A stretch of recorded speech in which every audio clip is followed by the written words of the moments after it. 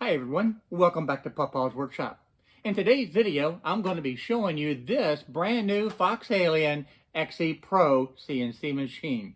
This is a great machine. I'm going to show you exactly step by step how to assemble it and show you a few tips along the way that are not covered in the manual.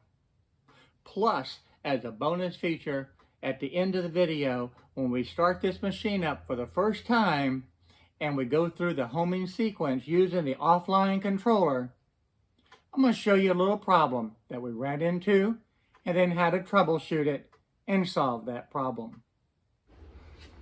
If this is the first time that you've ever put together a CNC machine and you're brand new to the CNC world and you're a little bit apprehensive about putting together the CNC machine, well, don't be. These instructions are so well written that it's not complicated at all. And all you need to do is just start with step number 1 and then work your way through. So for an example, when you pull out the controller, the first thing that it tells you to do is set the power.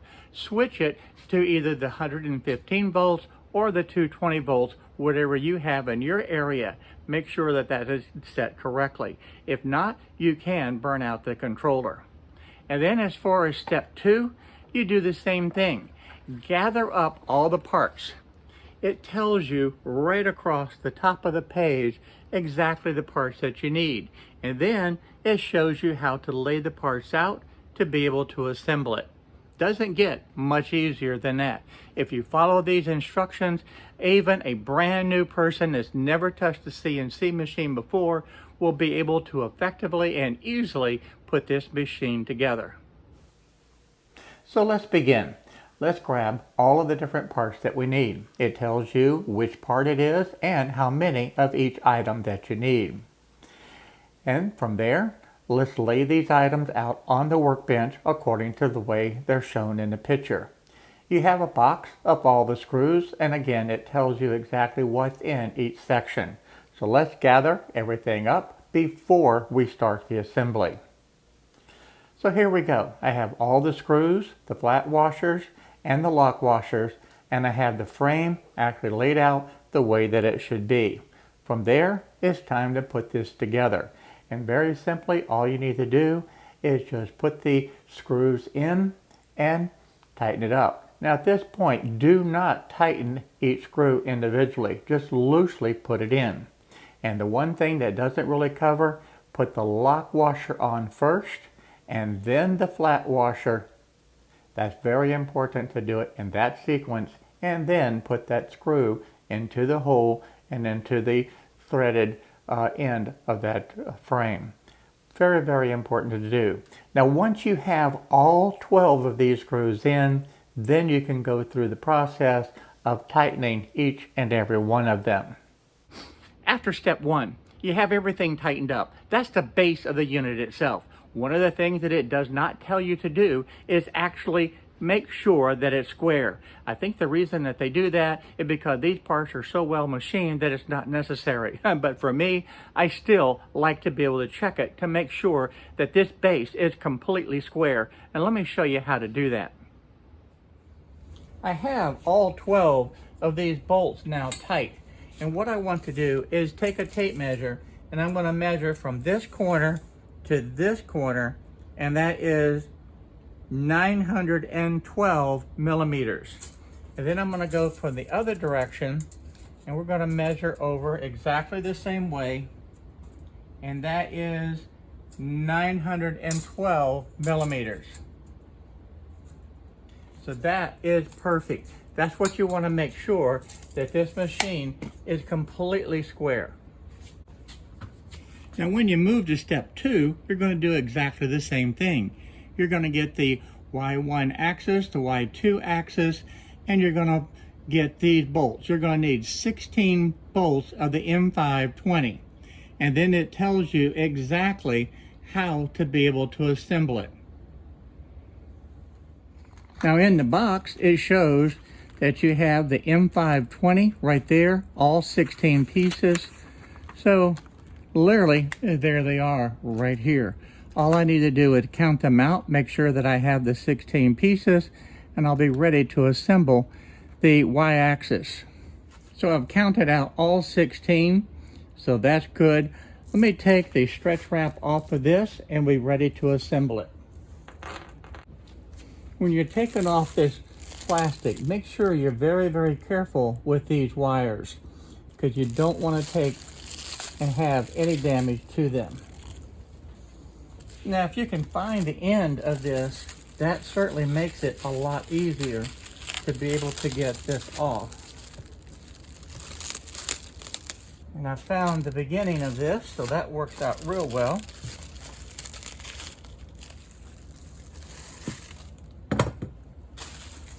Now the next thing we need to do is make sure that it's oriented correctly, because you can see right now it's not. So this one actually needs to be sitting over here, and this one will need to sit here. So now we have the machine sitting in the correct orientation with the Y1, the Y2, and with the base.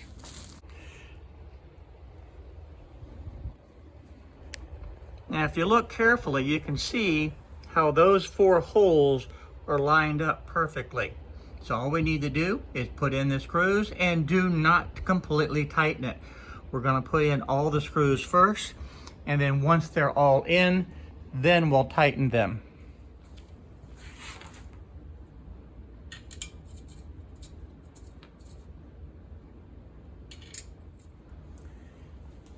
Now that I have all 16 of the screws in place, it's now time to go through and tighten all of them.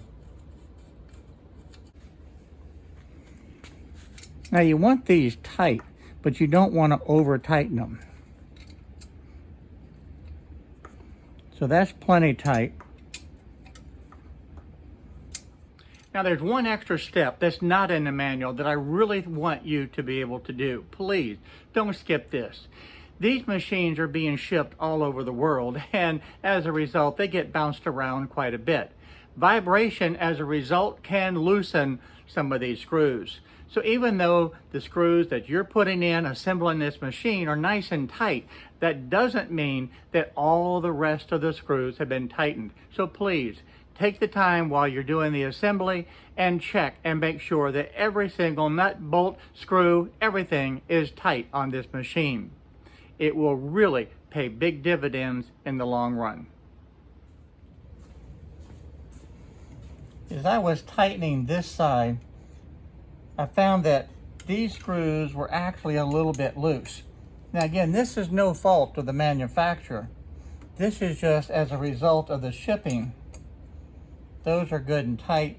These were tight, but these were just a little bit loose. Now the next step involves putting on the wasteboard. And you want to make sure that you have this aligned correctly, and you have it where these holes can be countersinked through. Now I like to be able to put the first corner in, then I'll go to the back corner and put that in. To me, if I get these first 2 in, then the rest of them are going to be very easy to be able to line up. The next step is to add these dust shields. And again, the holes are pre-drilled and tapped in the base. So it's just a matter of sitting these right down where they need to go, and you can see how the alignment of these holes are actually perfect.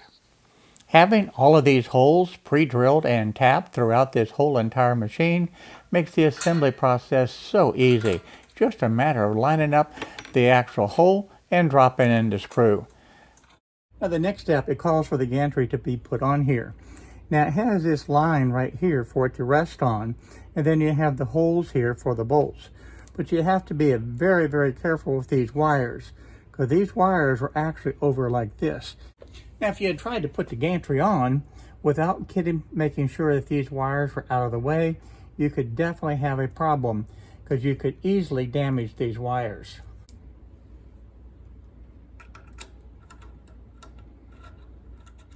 Now these screws are all loose, nothing is tight. I'll move to the other side and put those in. More than likely, when you put the gantry on, this is not going to line up correctly, and you don't want to force it. So you can take this knob right here at the front and turn it the direction that you need to be able to shift it forward and backwards on the y-axis until the holes align up perfectly. Now I want to move this over, so all I need to do is just turn the knob and I can slide this over and get it more centrally located. Now I can't get to these two holes here, but I need to turn and have this go down. That now gives me access to these two holes that I can put the last two screws in.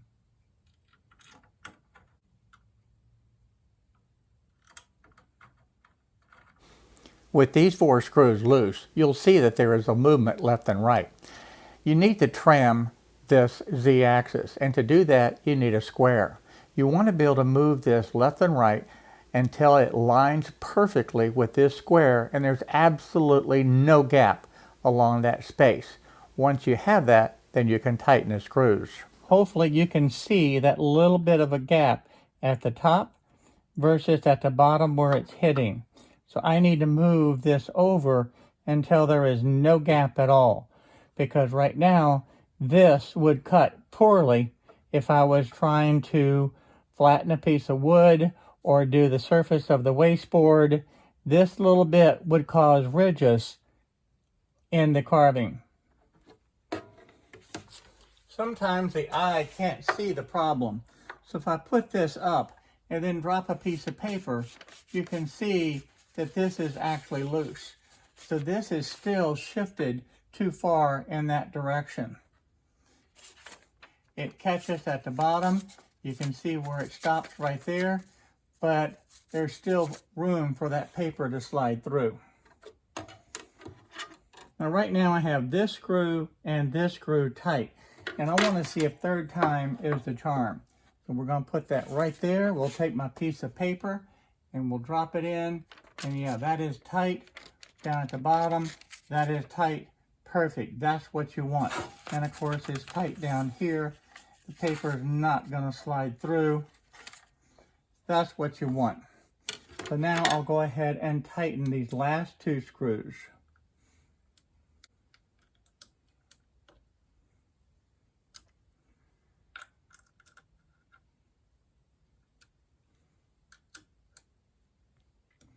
And just to double check it one more time, put that up there. And that is good, because it stops right there. So that's great. That's what we wanted to be able to have. Now on this axis, you can see that the paper will slide again all the way down. So what I need to do is tilt this whole gantry forward just a little bit. To do that, we'll loosen these screws over here. Now with all 6 of these screws on each side loose, I can put this piece of paper up here, pull that forward, and now that paper not going to come out. So I want to pull that forward. We'll tighten one screw here, and again one screw at the opposite corner.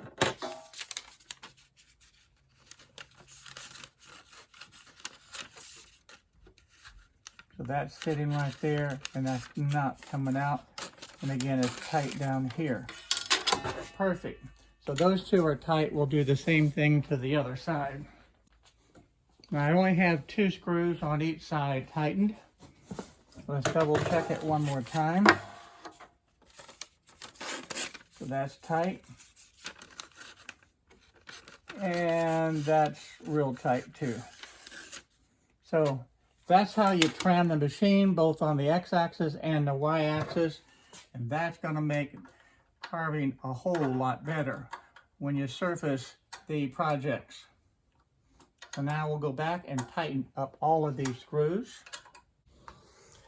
Now with this CNC machine, you get the 400-watt spindle, and that's what I'm going to choose to be able to put on this.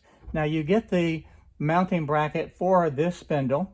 You also have a 65 millimeter and a 69 millimeter bracket as well.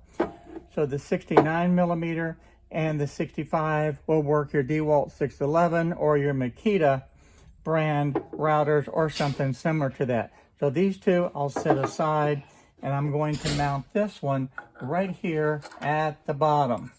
So I'll just simply slip that screw in and be able to tighten it.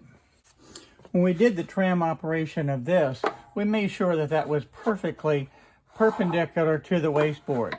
Well, the same thing goes to this, because this will make a big difference. You want to make sure that that is no gap at all in that space. I'm going to hold that right there, tighten it, and then we'll double check it.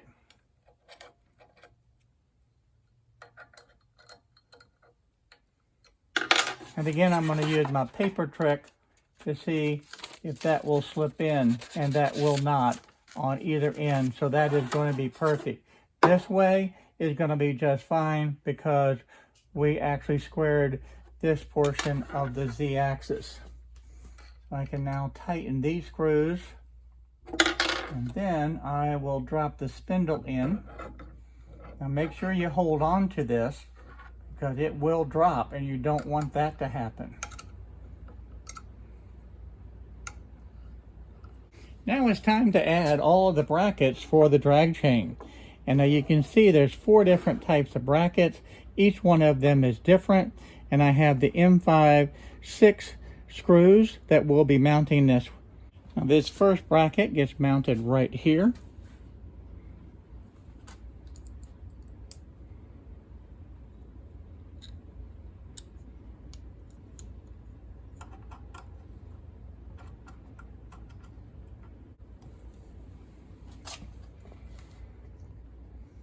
Now this second bracket gets mounted right here.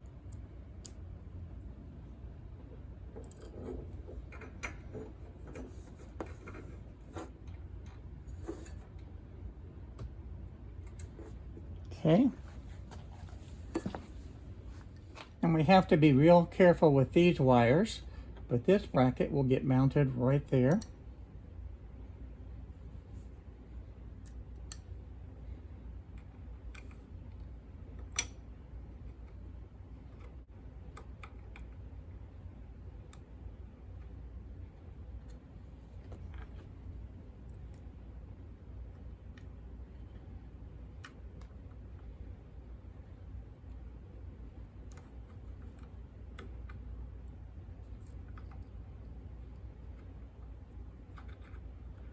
And you can see why I have this loose, just to be able to get that screw aligned. And you could also see how that wire wanted to get underneath that screw. That's why you have to be real careful, take your time, so that nothing gets damaged. So it's time to mount this one now.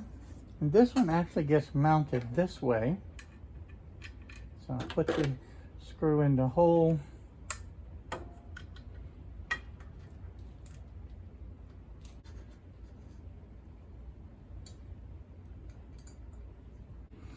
The 2 drag chains have all of the cables already attached to it. So all we need to be able to do is just be able to set this up in the correct orientation and then be able to screw it in. So that's what we're going to do. Now this end has the wires for the motor all right here. So you know that's going to be up in this area. So this is going to have to go on the back side in this area. But let me move everything now to the back.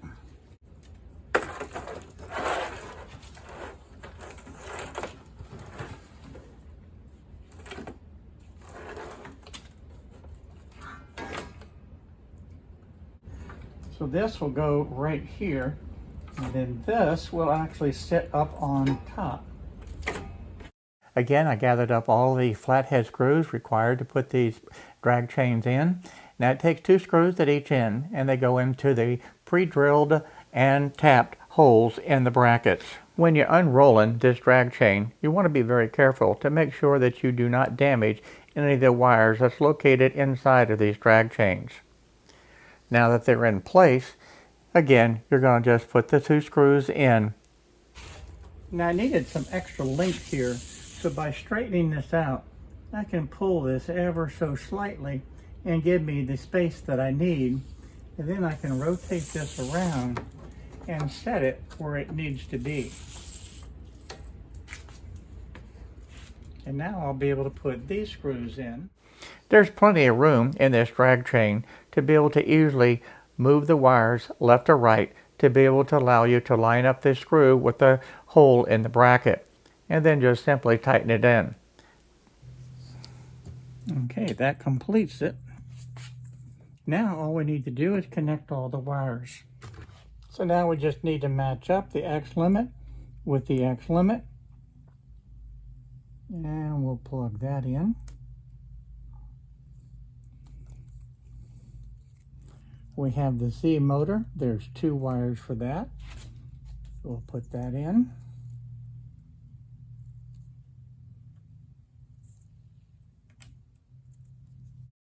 I want to plug in the Z-axis limit switch, and you can see that little tag is caught. So we got to free that up. I don't want to tear it, so we're going to have to get that free. Yeah, the little tag got lodged behind that plate. So moving this Z-axis up and down is not going to help. Actually going to have to loosen this just a little bit to free that tag from behind the plate. So that's one of the things that can happen. So just simply by loosening this one screw, it should slip out. So that's just one of the things you have to be careful with when you're assembling the machine and try to catch everything. But as you can see, didn't catch everything on this case because that little tag got caught behind. Now I can go ahead and plug in the Z limit switch. This is touching. I know this is going to spin, so I need a little bit more room. Okay, I moved the wiring just a little bit more, and now this does not touch. I have the clearance that I need. So everything is completely connected up here now. When you connect these, make sure the orientation is correct. These are the little tabs that are going to plug in and hold it in place.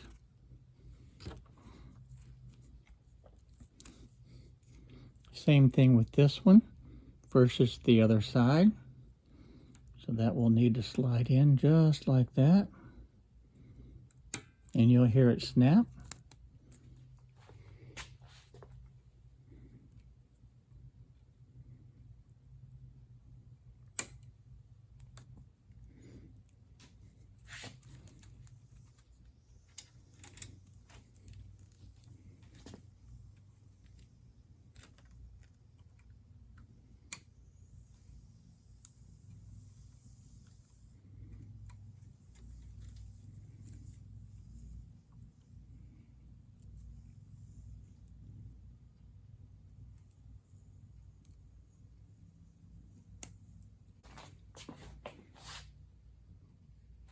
And of course the last one is the Y motor over here.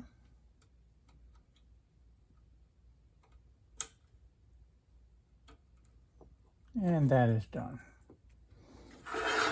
Now we'll grab the controller and we'll connect all of these cables.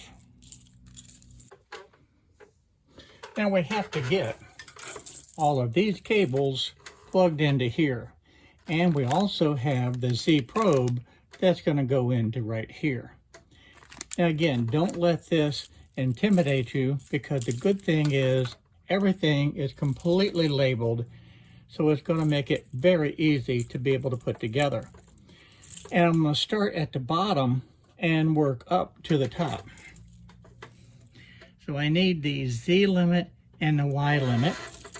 Little notch right here to be able to get it to align. So we can just slip that in until it turns, and then we can screw it into place.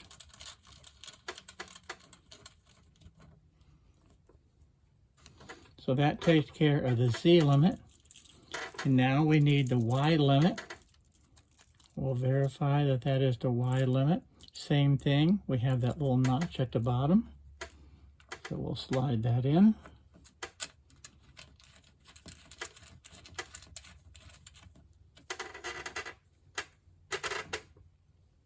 I want to make sure that this is on spindle too, because I'm not using the laser. So the next is going to be the spindle and the X limit.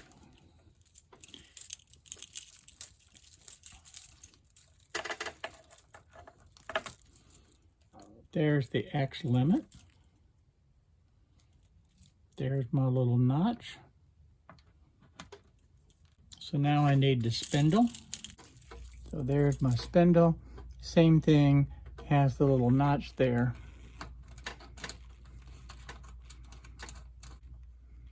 So now this is the Z.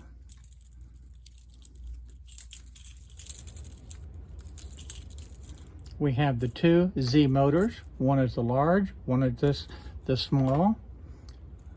So we'll plug that in. Again, orient the notch down.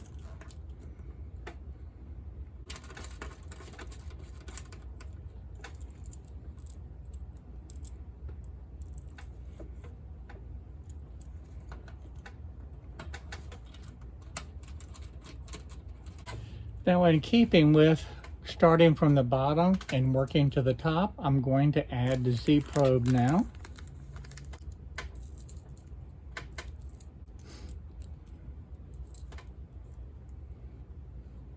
And I'll set the bulk of the wire up top and just focus on this part right here. Again, the orientation.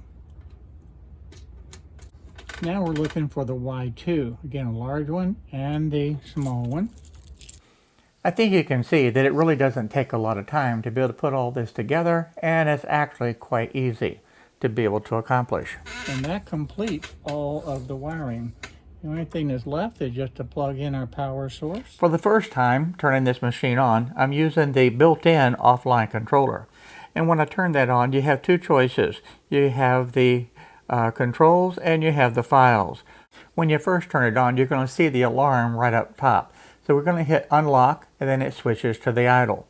From there, we can hit home to be able to home the machine. And you can see it go up to the Z-axis, and then it stopped. Now it's not going to go any further because it hit the alarm here and it didn't reset itself, so I'll unlock and hit home. At this point, you realize there's a problem. We hit the home button and the machine started to move into the home sequence. The Z-axis moved up to the top, hit the limit switch. At that point, it then is supposed to move on the X and the Y-axis to bring it down to the far front left-hand corner. Well, it didn't do that.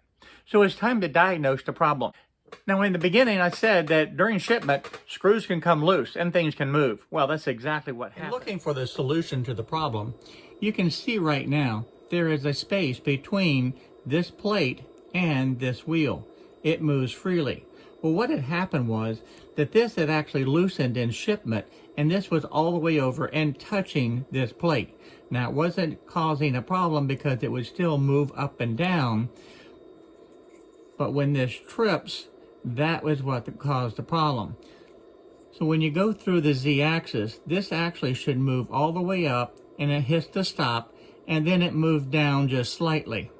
Well, the problem was because this was already shifted over, when it moved up and then it came back down slightly through the homing process, it was still tripped.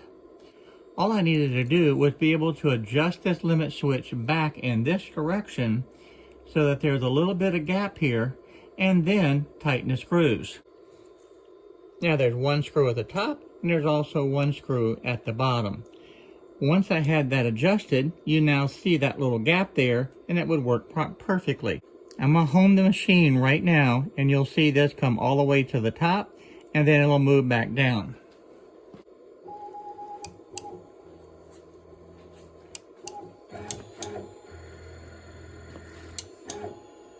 And that now has the gap that's necessary. You can see the wheel turning freely, and now it will move just fine. And that little bit of difference made all the difference in the world on a machine not homing versus homing in the correct manner. So that's just one way that you can troubleshoot the machine to solve the problem. And again, that's something that just happened because of the shipment and the screws getting loose. So now, just to prove that it works, I can hit the return button. I can now hit home, and it will go through the sequence.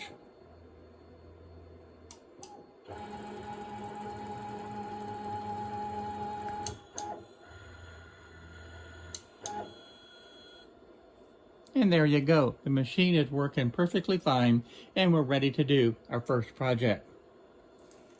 Well, at this point, the machine is completely built, and we did the first test with the homing cycle. Now, in this video, I showed you step by step how to set this machine up and build it, very easily following the instructions. In addition, I showed you several different little tips and tricks along the way that's not covered in the manual. But more importantly, when you get to the final step and you hit that home button for the first time with the machine on, you anticipate that there might be a problem. And I wanted to show you exactly what would happen if that limit switch tripped. Now, during the home cycle, it should not trip any of the limit switches, and in this case it did. So I knew exactly where the problem was, and that limit switch was loose, and all it needed to be done was adjusted and then tightened, and that solved the problem. But the problem of being able to unlock that alarm, it follows the same pattern each and every time. So if you inadvertently, during a project, trip one of the alarms, all you need to be able to do is hit that reset and then attempt to move it in that opposite direction to be able to free up that limit switch. It may take a couple of times to be able to do that, but the steps are the same. You just repeat the step to unlock it, and it should move to the idle, and then you attempt to move the machine. Once that limit switch is free, then the machine will move just fine. So I hope that you found this video very useful in being able to not only assemble the machine, but also be able to troubleshoot the problems and learn a few tricks and tips along the way. Now, in the next video, I'm going to go into detail on actually setting up the first project and carving with this machine. I can't wait for that. So for now, I'm going to say bye-bye, and I can't wait to see you real soon in the next video. This is going to be a lot of fun to be able to do some projects. This is a very strong machine, and quite frankly, it's a very fast machine too.